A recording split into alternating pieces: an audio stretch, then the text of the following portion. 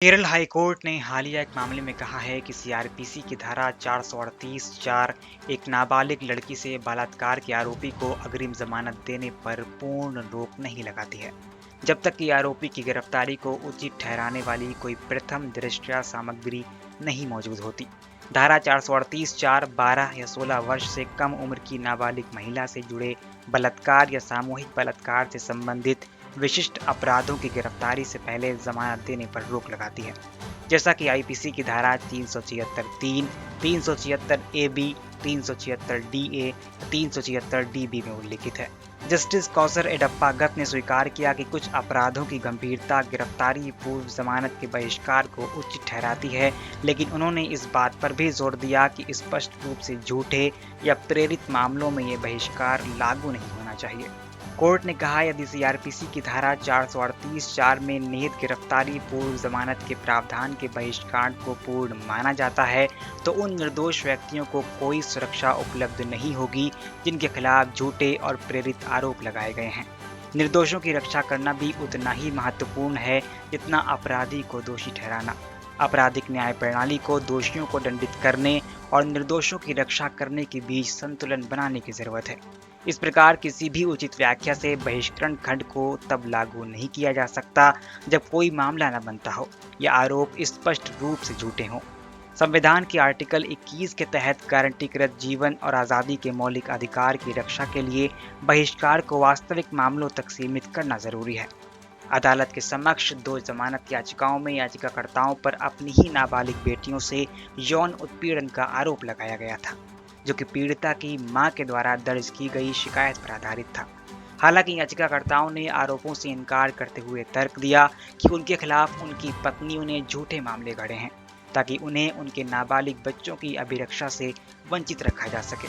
अदालत ने शुरू में इस मुद्दे पर चर्चा की कि क्या सीआरपीसी की धारा 438 के तहत दायर की गई 2 जमानत याचिकाएं सुनवाई योग्य हैं भी या नहीं, क्योंकि सीनियर पब्लिक प्रोसिक्यूटर ने तर्क दिया कि धारा 438(4) में उल्लिखित प्रतिबंधों के कारण याचिका सुनवाई योग्य नहीं है। सीआरपीसी की धारा 438(4) की समीक्षा करने पर अदालत ने पाया कि यह उल्लिखित अपराधों के लिए गिरफ्तारी पूर्व जमानत पर पूरी तरह से रोक नहीं लगाती है। कोर्ट ने कहा कि इसमें लगाया गया एकमात्र प्रतिबंध यह था कि गिरफ्तारी पूर्व जमानत का प्रावधान आईपीसी की धारा 376(3), 376(a)(b), 376(d)(a) या 376(d)(b) पर लागू नहीं होता।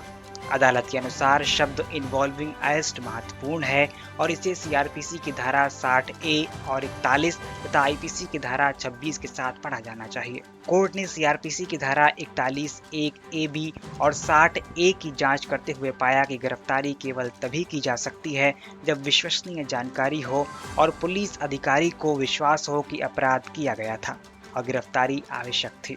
आईपीसी की धारा 26 के साथ दोनों प्रावधानों को पढ़ने पर अदालत ने पाया कि सीआरपीसी की धारा 438(4) के तहत रोक केवल उस मामले में लागू होगी जहां आरोपी द्वारा अपराध करने के संबंध में पुलिस को प्राप्त जानकारी विश्वसनीय है।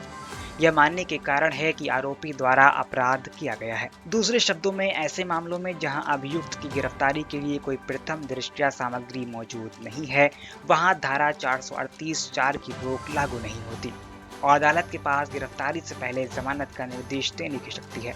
कानून के तहत किसी निर्दोष को गिरफ्तार करने का कोई आदेश नहीं दिया जा सकता।